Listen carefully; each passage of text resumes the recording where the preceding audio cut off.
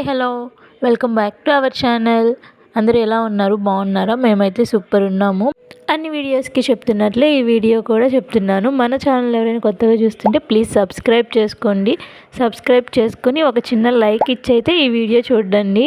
ఇంకా థంబ్నెయిల్లో బెంగాల్లో మేము ఉండే ఏరియా ఎలా ఉండిద్ది అని చెప్పి చూపిస్తా అన్నాను కదా. ఇప్పుడు చూసారు కదా ఈ హౌస్ ఎలా ఉందో. కిందంతా వాటర్ ఉన్నాయి. వాటర్ మీద హౌస్ని కన్స్ట్రక్ట్ చేశారు. ఏంటి ఇక్కడ మ్యాక్సిమం హౌసెస్ అన్నీ కిందంతా వాటర్ ఉంటాయి, వాటర్ మీద ఇల్లులు కడుతూ ఉంటారు. మరి అసలు అవి ఎంత స్ట్రాంగ్గా ఉంటాయి ఏంటో అని చెప్పేసి అనుకుంటాను. ఎప్పుడైనా వర్షం పడింది అనుకోండి, ఆ కింద పిల్లర్స్ వేస్తారు కొంచెం హైట్ కోసమని. ఇక్కడ చూపించాను చూడండి, అలా కొంచెం హైట్గా కడతారు ఇల్లులు అనేవి. ఆ వర్షం పడినప్పుడు ఆ వాటర్ అనేవి కిందంతా ఉండిపోతే కొంచెం ఇల్లు అనేది మునిగిపోకుండా ఉండిద్దని చెప్పేసి కొంచెం హైట్లో అయితే కడతారు. ఇంక ఇక్కడ బ్రిడ్జ్ లాగా కనబడుతుంది కదా, ఇదైతే అటు పక్క ఒక ఇల్లు ఉంది. ఇటు పక్క నుంచి అటు పక్కకు వెళ్ళడానికి కనెక్షన్. వర్షం పడిందంటే ఆ కాలువంతా నీళ్ళు వచ్చేసి ఆ బ్రిడ్జ్ని కవర్ చేసేస్తాయి. అప్పుడు వాళ్ళు ఇటు నుంచి ఎలా వెళ్తారా అని చెప్పేసి అనుకుంటాను నేను. మేబీ వాళ్ళకి ఏమన్నా అలవాటేమో, ఎలా వెళ్ళాలి ఏంటి అని చెప్పేసి నాకైతే తెలియదు. కానీ నాకు అనిపించింది అది. మ్యాక్సిమం హౌసెస్ అన్నీ ఇలా వాటర్ మీదే కన్స్ట్రక్ట్ చేయడం చూసాను చాలా వరకు. ఇంక ఇక్కడ వింటర్ స్టార్ట్ అయిపోయింది కదా, అందుకని చెప్పేసి కాలీఫ్లవర్ మొక్కలు అయితే పెంచుతూ ఉన్నారు. ఇక్కడ వెస్ట్ బెంగాల్లో మేమున్న ఏరియాలో అయితే చాలా చెట్లు ఉంటాయి. అసలు ఎన్ని చెట్లు ఉన్నాయంటే అబ్బా, అసలు ప్రతి ఇంట్లో కూడా చెట్లను పెంచుతూనే ఉంటారు, మొక్కల్ని. అలాగే రోడ్డు పక్కన కానీ చాలా చెట్లు ఉంటాయి. అందుకే చలి కానీ, పురుగులు కానీ, దోమలు కానీ అన్నీ చాలా ఎక్కువ ఉంటాయి అసలు. ఇక్కడ చూసారా, ఇది కూడా ఒక కాలువ. మళ్ళీ అటుపక్క ఒక ఇల్లు కన్స్ట్రక్ట్ చేశారు, మళ్ళీ ఇటుపక్క ఒక ఇల్లు కన్స్ట్రక్ట్ చేసింది కదా. నాకైతే అసలు ఒక్కసారి భయం వేసిద్ది పిల్లల్ని ఒక్కరిని కిందకి పంపించడానికి కూడా. ఎందుకంటే ఇందాక చూపించిన హౌస్ ఫస్ట్లోది మేము ఉండే ఇంటి ముందే ఉంటుంది. గబక్కన వాళ్ళు ఆడుకుంటూ ఆ కాలువలో పడిపోయారు అనుకోండి, మనకు తెలియదు కదా. ఇక్కడ అన్నీ అలానే ఉంటాయి. అందుకని చెప్పేసి నేను మ్యాక్సిమం కిందకు కూడా పంపించిన. మేము ఉండేది 3rd ఫ్లోర్లో కాబట్టి వర్షం పడినా ఏమొచ్చినా కానీ మాకు అంత ఇబ్బంది ఉండదు. బట్ ఇంక వాళ్ళు ఆడుకోవాలి కిందకు వచ్చి అని అనుకుంటే నేను కానీ మా హస్బెండ్ కానీ ఎవరో ఒకరు వచ్చి కొంచెం సేపు ఆడించుకొని అయితే తీసుకుని వెళ్తాము. ఇంక నేను ఇక్కడ ఆటో కోసం వెయిట్ చేస్తూ ఉన్నాను. కానీ ఏంటో ఈరోజు అసలు ఒక్క ఆటో రాలేదు. ఒక 1/2 అవర్ వెయిట్ చేసిన తర్వాత అప్పుడు వచ్చింది ఆటో అయితే. ఇంకా ఆటో ఎక్కేసి పర్ణికాని అయితే తీసుకొని వచ్చేసాను. వచ్చేటప్పుడు ఇంకా చాలా రోజుల నుంచి ఇక్కడ చెరుకు రసం అనేది పెట్టట్లేదు. చెరుకు రసం అనేది తాగుదామంటే ఈరోజు పెట్టారు. ఇంకా యాక్చువల్గా ఇది ఫ్రైడే వ్లాగ్. ప్రతి మండే ఫ్రైడే ఇక్కడ సంత అయితే చేస్తారు. సంతలాగా అన్నీ ఉంటాయి. ఇంక వెజిటేబుల్స్ కానీ, ఫ్రూట్స్ కానీ, మనకి బట్టలు కానీ, నైట్ డ్రెస్సులు కానీ, నార్మల్ డ్రెస్సులు కానీ, దుప్పట్లు కానీ అన్నీ అమ్ముతారు. చీరలు అన్నీ అమ్ముతారు సంతలాగా పెట్టి. ఇది ఆఫ్టర్నూన్ టైం కదా, అన్నీ ఈవినింగ్ టైంలో అయితే అమ్ముతారు. అన్నీ అరేంజ్ చేసుకుంటూ ఉన్నారు ఇక్కడ వాళ్ళు ఈవినింగ్కి కావాల్సినవన్నీ. చెరుకు రసం అయితే ఒక గ్లాస్ 10 రూపీస్, అది ఆ గ్లాస్కి ఇస్తారు. ఫ్రెష్గా అప్పుడే తీసిస్తారు. ఇంకా ఐస్ కానీ ఎక్స్ట్రా షుగర్ కానీ ఏమీ యాడ్ చేయరు. చాలా బాగుంటుంది ఇక్కడ. కానీ చాలా రోజుల నుంచి పెట్టట్లేదు. ఇప్పుడు ఈరోజు మరి సంత అని చెప్పేసి ఎక్కువ మంది వస్తారని మేము పెట్టారో ఏమో. ఇంకా నేను చెరుకు రసం తీసేసుకున్న తర్వాత కొత్తిమీర అయితే తీసుకున్నాను. ఒక 2 కట్టలు వచ్చేసి 10 రూపాయలు అంట. ఇంకా తీసుకున్నాను. ఇప్పుడు కూడా ఏంటో పనసకాయలు అమ్ముతూ ఉన్నారు. పనసకాయలు కూడా సీజన్ అప్పుడు చాలా తక్కువ ఉంటుంది కాస్ట్ పనసకాయలవి. మన సైడ్ అయితే కొంచెం ఎక్కువ ఉంటాయి కదా. ఇంకా ఉసిరికాయలు ఇవన్నీ తీసుకొచ్చి అమ్ముతూ ఉన్నారు. మార్నింగ్ తీసుకోవడానికి ప్రాబ్లం ఏంటి అంటే మార్నింగే ఫ్రెష్గా ఉండే వెజిటేబుల్స్ కూడా. బట్ మార్నింగ్ తీసుకోవాలి అంటే మనం బల్క్లో తీసుకోవాలి. ఇప్పుడు మనం 4 మెంబర్స్ ఉన్నాము, మనకు 1 కేజీ సరిపోతుంది అని అనుకోవడానికి లేదు. 1 కేజీ తీసుకోవడానికి వాళ్ళు ఇవ్వరు. మినిమం 3 కేజెస్ లేకపోతే 5 కేజెస్ అలా ఇస్తారు మార్నింగ్ టైం తీసుకోవాలంటే. అదే ఈవినింగ్ అనుకోండి, మనకి 1/2 కేజీ కావాలంటే 1/2 కేజీ, 1 కేజీ కావాలంటే 1 కేజీ అలా ఇస్తారు. లేకపోతే మార్నింగే తీసుకోవచ్చు. ఎందుకంటే మార్నింగ్ కనుక పెడతారు కదా, చాలా ఫ్రెష్గా ఉంటాయి అప్పుడు వెజిటేబుల్స్ అన్నీ. బట్ మనం ఒకేసారి 5 కేజెస్ అంటే తెచ్చుకొని దాన్ని స్టోర్ కూడా చేసుకోలేము కదా, మనకేం షాప్ లేదు కదా.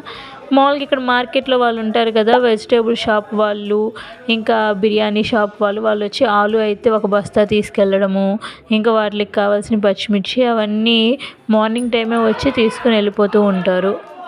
ఇక్కడ ఈ షాప్ చూసారు కదా, కేరళ తర్వాత మళ్ళీ బెంగాల్లోనేమో అలా అంత పబ్లిక్గా అలా లాటరీ టికెట్స్ అమ్ముకోవడం ఉండేది. నాకు తెలిసి అయితే బెంగాల్లోనే అనుకుంటున్నాను. కేరళలో అమ్ముతారని తెలుసు. దాని తర్వాత ఇంకా నెక్స్ట్ బెంగాల్లోనే ఎక్కడ పడితే అక్కడ అమ్మేస్తూ ఉంటారు. అది చిన్న సందైనా పెద్ద రోడ్డు అయినా వాళ్ళ ఇష్టం అది. వాళ్ళని ఎవరు ఆపేవాళ్ళే లేరు ఇక్కడ. ఇంక నెక్స్ట్ ఇక్కడ ఈ పెద్ద ఆయన కనిపిస్తున్నాడు కదా, ఆయన అయితే ప్రతిరోజు చూస్తానండి నేను ఇక్కడికి వచ్చిన దగ్గర నుంచి, ఈ హౌస్ షిఫ్ట్ అయిన దగ్గర నుంచి చూస్తున్నాను. రోజు ఈవినింగ్ వస్తారు, ఆ మిద్ది మీద అంతా క్లీన్ చేస్తారు. వర్షం పడుతున్నా కానీ ఒక్కరోజు వస్తారు. నాకైతే అసలు ఎందుకు అలా క్లీన్ చేస్తున్నారు అన్నది అర్థం కాదు. బేసిక్గా మిద్ది అన్నాక మనం ఎంత క్లీన్ చేసినా కానీ బయట వచ్చే డస్ట్ అంతా పడుతూ ఉండిద్ది కదా, మరి అంత అవసరమా అని అనిపించింది నాకైతే. ఒక్కోసారి సరిగ్గా క్లీన్ చేయలేకపోయినా, అంటే వంగి చేయలేకపోయినా కూర్చొని మరీ చీపురు పట్టుకొని క్లీన్ చేస్తూ ఉంటారు. అసలు ఆయనకి అదేమన్నా ఒక సాటిస్ఫాక్షన్ ఏమో తెలీదు. నెక్స్ట్ నేనైతే ఇక్కడ ఈరోజు సున్నుండలు అయితే చేస్తున్నాను. ఫస్ట్ నెయ్యి అయితే ప్రిపేర్ చేస్తున్నాను సున్నుండల కోసమని. ఇంకా మినపప్పు తెచ్చి చాలా రోజులు అవుతుంది. నార్మల్గా అయితే దోశకి, ఇడ్లీకి నార్మల్ మినపప్పు ఉంటాయి కదా, అవి తెచ్చుకునేదాన్ని. బట్ సున్నుండల కంటే బ్లాక్గా ఉంటాయి కదా, పొట్టు మినపప్పు అంటాం మనం, అవైతే సున్నుండల టేస్ట్ బాగుంటాయి అని చెప్పేసి తెప్పించాను నేను. కానీ చాలా రోజులు అయిపోతుంది, చేద్దాం అనుకుంటా ఉంటే ఇంకా అలానే అయిపోతుంది. ఈరోజు ఎలాగైనా చెయ్యాలి అని చెప్పేసి ఇంకా ఫస్ట్ మినపప్పును అయితే బాగా ఫ్రై చేసుకుంటున్నాను. బ్యాక్గ్రౌండ్ కొంచెం డిస్టర్బెన్స్గా ఉంటే అడ్జస్ట్ అవ్వండి, ఎందుకంటే క్రికెట్ ఆడుతూ ఉన్నారు కింద స్టూడెంట్స్. ఇంకా క్రికెట్ అంటే మనం చెప్పేది ఏముంది చెప్పండి, పెద్దగా అరుచుకుంటూ ఉంటారు కదా. మేము ఉండేది థర్డ్ ఫ్లోర్లో అయినా కానీ అంత నాయిస్ వస్తుందంటే చూడండి వాళ్ళు ఎంతలా అరుస్తున్నారో. ఇంక నేను ఇక్కడ మినపప్పును అయితే ఫ్రై చేసేసుకుంటూ ఉన్నాను. ఈ మినపప్పును ఫ్రై చేస్తూ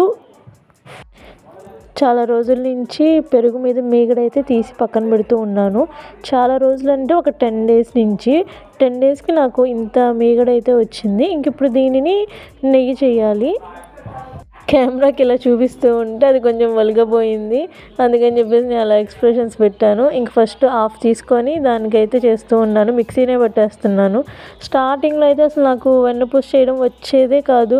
మిక్సీ వేసినా కానీ అది మొత్తము పేస్ట్ లాగా అయిపోయేది, ఇలా బటర్ అనేది సపరేట్ అయ్యేది కాదు. ఇంకా తర్వాత వేయిగా అలా అలవాటు అయ్యింది. బట్ ఇక్కడ పాలు కూడా చాలా బాగుంటాయి, మంచి పాలు పోస్తారు, చిక్కటి పాలు, ఆవు పాలు. అది కూడా కాకుండా మనకు అక్కడైతే నార్మల్ పాలు పోసేవాళ్ళు, ఇక్కడ ఆవు పాలు పోస్తారు. అందుకే బటర్ కూడా ఏం కలర్ అది, ఎల్లో కలర్లో వచ్చిద్ది. ఇంకా నేను ఎప్పుడు ఇలా బటర్ చేసినా కానీ రిమైనింగ్ బటర్ మిల్క్ ఉంటుంది కదా, అవి చాలా చిక్కగా ఉంటాయి కదా, ఎందుకంటే మనం మేగడతో చేసినాయి కదా. ఇంక నేనైతే ఆ బటర్ మిల్క్తో మజ్జిగ చారులాగా పెట్టేస్తాను, వాటిని వేస్ట్ చేయకుండా.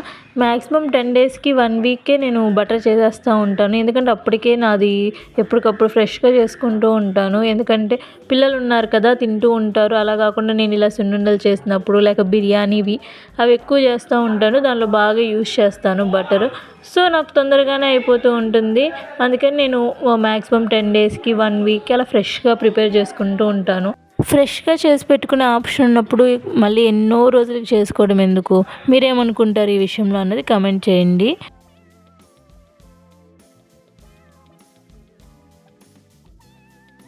ఇంక నేను ఇక్కడ బటర్ సపరేట్ చేస్తూ ఉంటే మా వారు కాల్ చేసి ధనుష్ని తీసుకెళ్ళు, నేను వచ్చేసరికి లేట్ అయిపోయిద్ది అని చెప్పేసి అంటే నేను మళ్ళీ పరిణికాన్ని తీసుకొని మళ్ళీ స్కూల్ దగ్గరికి వెళ్ళాను వాళ్ళిద్దరిని తీసుకొని రావడానికి. ధనుష్కి ఏమో 4:15 దాకా ఉంటుంది స్కూలు, పరిణికాకేమో 1:15 దాకా ఉంటుంది. నేను పరిణికాని ఇంటికి తీసుకొచ్చి అన్నం పెట్టి తను పడుకోబెట్టేసరికి 2:33 అవుతుంది. మళ్ళీ ధనుష్ని తీసుకొని రావాలంటే ఇంకా టైం కుదరదని చెప్పేసి ధనుష్ని అయితే మా వారి దగ్గరికి వెళ్ళిపోతాడు డైరెక్ట్గా. మా వారు వచ్చి తీసుకొని వెళ్తారు. ఇంక ఈవినింగ్ వస్తూ వాళ్ళిద్దరు కలిసి అయితే వచ్చేవాళ్ళు. ఇంక ఈరోజు తనకి వర్క్ ఉంది అని చెప్పేసి నన్ను తీసుకెళ్ళమని చెప్పాడు. సరే అని ఇంక వెళ్ళి తీసుకొని వస్తూ ఇలా బఠానీ చాట్ అడిగితే ఇంకా ఇప్పించి ఇంక ఇంటికైతే వచ్చేసాము. వచ్చి ఇంక నేనైతే బటర్ మొత్తం సపరేట్ చేసేసి దాన్ని వాష్ చేస్తూ ఉన్నాను. 2-3 టైమ్స్ వాష్ చేయాలి కదా, అలా వాష్ చేస్తే ఏమైనా స్మెల్ కానీ ఏమన్నా ఉన్నా కానీ పోయి బాగుంటుందని చెప్పేసి నేను ఇంక వాష్ చేస్తూ ఉన్నాను. నాకైతే 10 డేస్కి ఇంత బటర్ వచ్చింది. ఇప్పుడు దీని నుంచి నేను గీ ప్రిపేర్ చేయాలి. ఇంక ఈ స్టీల్ గిన్నెలో అయితే నెయ్యి కాస్తాను. సో ఒకేసారి దానిలోనే కాచి దానిలోనే స్టోర్ చేసేస్తాను. మళ్ళీ దాన్ని సపరేట్గా ఇంకో డబ్బాలోకి మార్చి ఇంకో బాటిల్లోకి అలా ఏం ఉంచను, ఎందుకంటే మేము ఒక 1 వీక్ అంటే మ్యాక్సిమం అయిపోతుంది, అది మిగలదు. సో దీనిలోనే కాచేసి మళ్ళీ ఎప్పుడు కావాలంటే అప్పుడు కొంచెం వేడి చేసుకోవడానికి అయితే ఇది బాగుంటుంది కదా అని చెప్పేసి దీనిలోనే కాచి దీనిలోనే స్టోర్ చేసేస్తాను.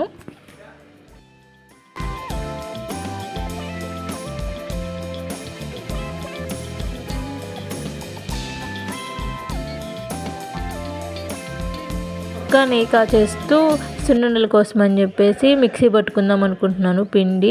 ఫస్ట్ మినప్పప్పును కొంచెం బెల్లం అయితే వేసుకుంటున్నాను.